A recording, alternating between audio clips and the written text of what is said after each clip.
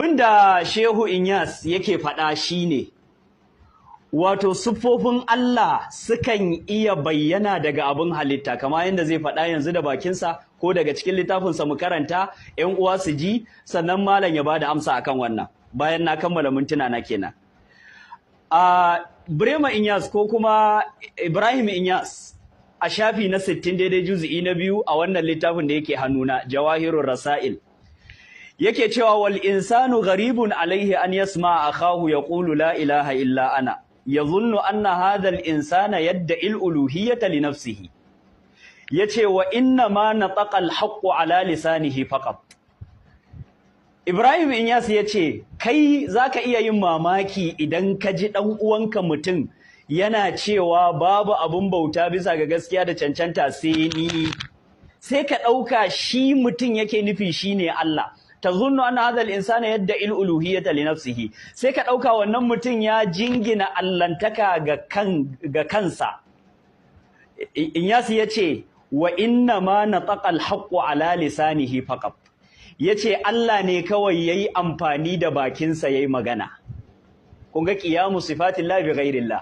Wato Allah yana amfani da bakin mutum yayi magana. Allah yana amfani da bakin mutum yayi magana. Yace wa huwa yasma'un nutqa kama tasma'uhu. Yanda kuka ji maganar shi ma mai maganar haka ya ji ta. Allah ne kawai ya ari bakinsa. Dan haka in ka ji dan anti ya ce ni Allah ne, ko babu kowa sai Allah ko kowa Allah ne. Ko Fir'auna ma da yace ana rabbukumul a'la, duk dai wanda yace shine Allah ko yace wani shine Allah, to Allah yana iya arar bakin mutane yayi magana. Inji wa? Inji Shehu Ibrahim Inyas cikin littafin Jawahirur Rasail. Wannan aqida ya ci gaba da bayanin ta dan ta fito fili. Yace wa huwa yasma'un nutqa kama tasma'uhu. Allah ne yayi maganar da bakinsa. Allah yana magana da bakin mutane. Zai ari bakinka yayi magana. Walaysa huwal mutakallimu. Allah ba wannan mutumin ne ya magana ba, wallahu almutakallimu li Musa bi lisani shajara. Yace in baka gane ba, baka ji a cikin Qur'ani, inji Ibrahim Inyas kenan fa. Yace baka ji a cikin Qur'ani Allah yayi wa Annabi Musa magana ba da bakin bishiyan nan da take kusa da wato wannan dutsen. Wannan shajara din da Allah ya faɗa cikin Al-Qur'ani, ai Allah ne yayi magana da Annabi Musa amma bi lisani shajara. Da bakin bishiyar Allah ya ari bakinta yayi magana da Annabi Musa, inji Shehu Ibrahim Inyas. Ina ba da muna fahimta.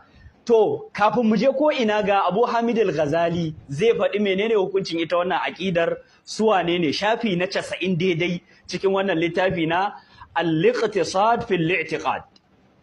Abu Hamid Al-Ghazali yace al-hukmu thani, yace hukunci na biyu fi sifati ya shafi siffofin Allah. Yace nadda'i anna hadhihi sifati kullaha qa'imatun bi dhatihi la yajuzu an yaquma shay'un minha bi ghairi dhatihi.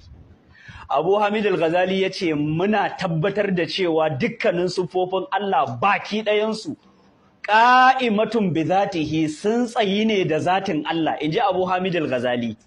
Yace la yajuzu an yaquma shay'un minha bi ghairi dhatihi, bai halatta wani daga cikin siffofin Allah ya tsayu da abin da ba zatin Allah ba, sawa'un kana fi mahillin aw lam yakun fi mahill. Sawa'un an ce siffofin Allah mahalli ne ko ba mahalli bane.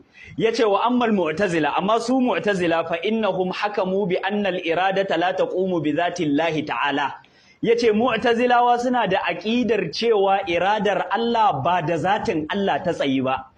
Yayi gaba yace wa za'amu anna al-kalama la yaqumu bi dhatihi. Kuma mu'tazilawa sun ce maganar Allah ba da zatin Allah ta tsayi ba, abinda Shehu Ibrahim Inyas ya faɗa cikin Jawahirur Rasail. Abu Hamid Al-Ghazali ya ce maganar mu'tazila ce, yayi gaba kuma ya ce an yi ijma'i kan kafircinsu. Zan karasa karatun. Nan Brema Inyas ko Shehu Ibrahim Inyas yake cewa in kana yaqdiru an yantuqa bi lisani shajara taqulu innani ana Allah, in dai Allah yana da ikon yayi magana da bakin bishiya ta ce ni Allah ne, fa huwa qadirun ala an yantuqa bi lisani adamiyyin annani ana Allah. Allah yana da iko yayi magana da bakin mutum ya ce ni Allah ne. To kun ji wannan aqida ta Shehu Ibrahim Inyas ta cewa wato Allah yana arar bakin mutum yayi magana. Allah yana arar bakin mutum yayi magana. Qiyamu sifatillahi bi ghairillah.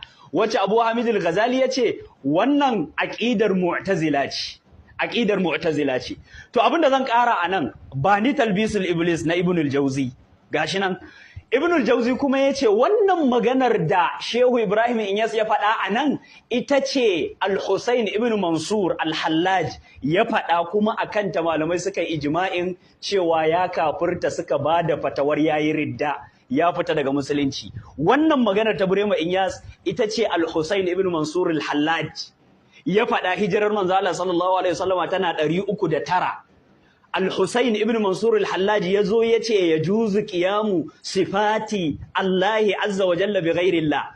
Aka kawo shi gaban shugaba ya nanata wannan akida, malamai suka yi ijma'i inji Ibn al-Jawzi, suka yi ijma'i cewa ya kafirta akan wannan akidar. Ga maganar, ga inda maganar take cikin Talbisu Iblis na Ibn al-Jawzi. Cikin Talbisu Iblis na Ibn shafi na 194 daidai. Shafi na 194. Lokaci na ya cika? To zan ƙarasa lokaci na ya dawo. Bismillah.